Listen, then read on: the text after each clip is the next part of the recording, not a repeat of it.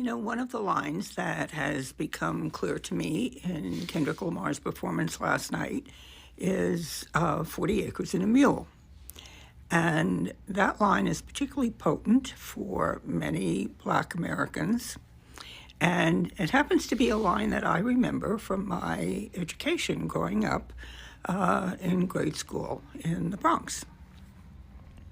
And I vaguely remember what it was about. It was something that was promised enslaved people. I can't remember whether I was told it was before or after emancipation, but it had to do with the Civil War. And I've since had my memory refreshed, and it was something that the federal government promised enslaved people that they would get, and it would help them get a head start. But as with many promises given to Native Americans, they didn't come through. And I never really equated 40 acres and a mule because it was not something that really ever touched my life. But in thinking about it this morning,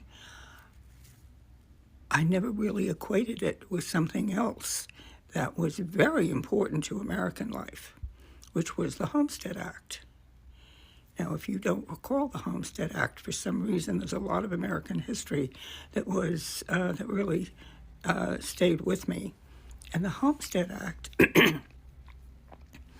was an act that the federal government felt was extremely important because they wanted to populate the Midwestern part of our country, the prairie.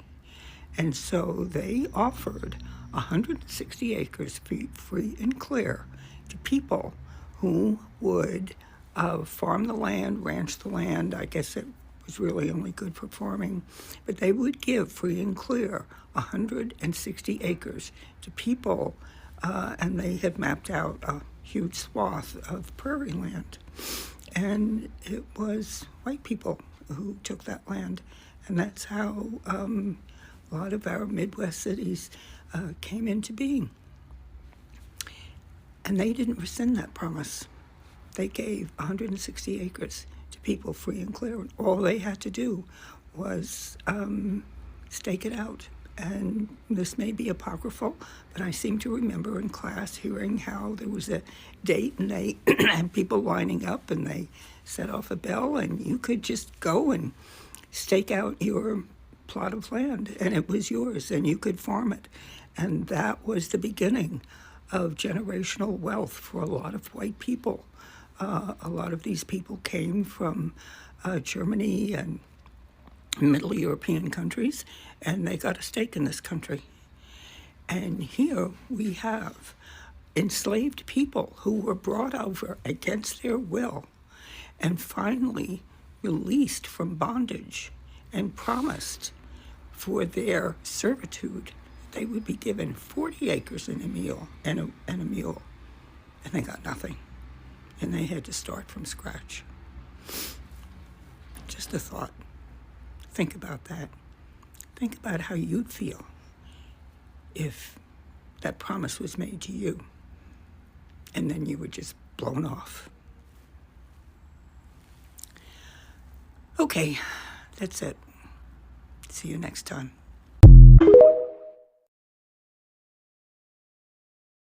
Hi guys, this is very interesting. Kendrick Lamar is actually saying the facts here. You know, music has a way of saying what we normal people cannot say out just like that. But I think he's saying the facts here, okay? He's trying to say the promises that has been made that has never been fulfilled. What do you think about this, guys? For me, it's interesting. I hope you guys understand.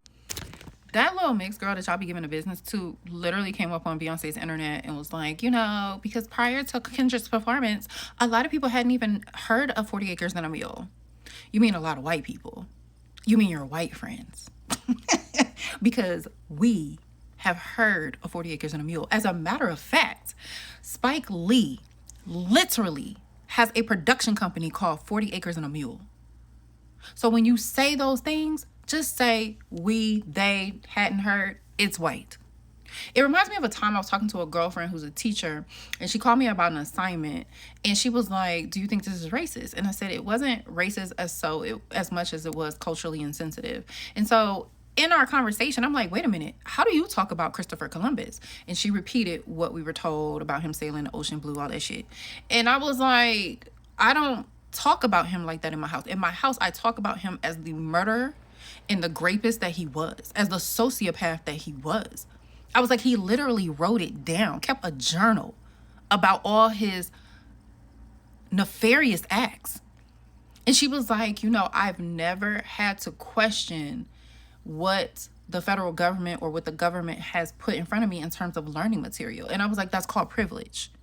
As a Black person, we always have to question. We always have to dig deeper because we understand the lies that are being perpetuated and that are being laid before us.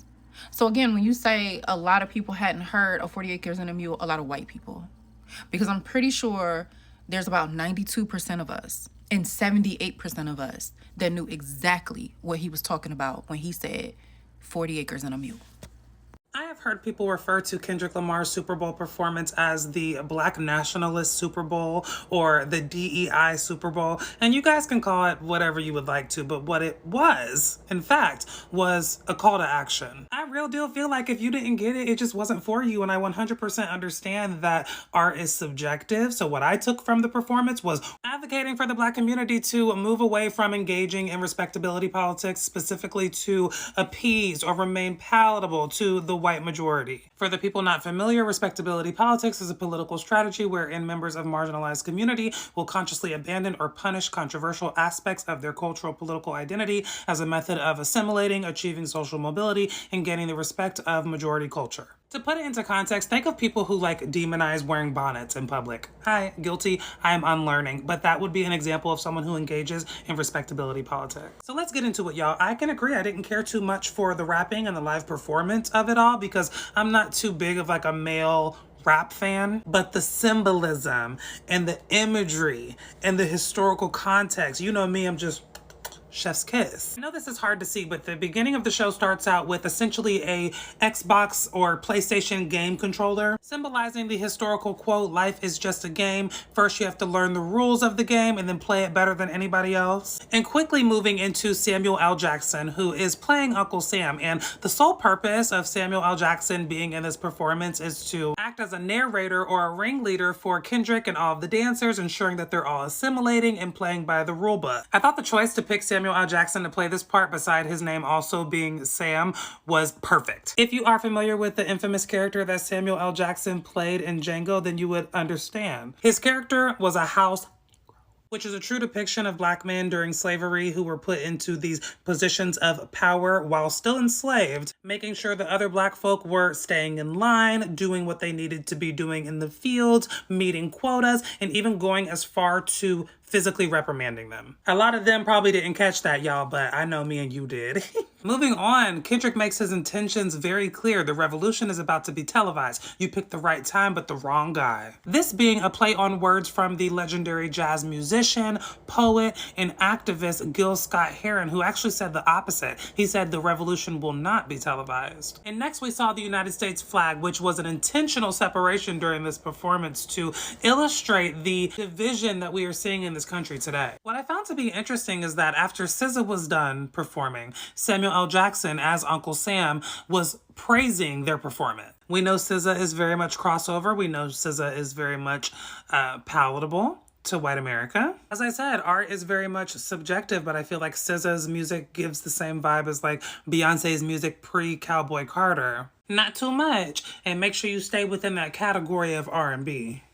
Now, I was shocked to see Serena Williams when They Not Like Us came on.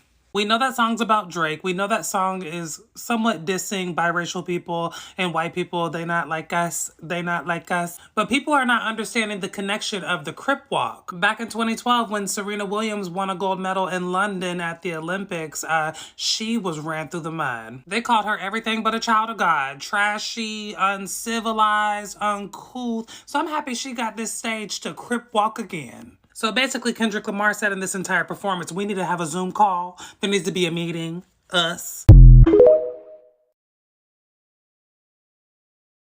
Oh, wow. the fact has been spoken.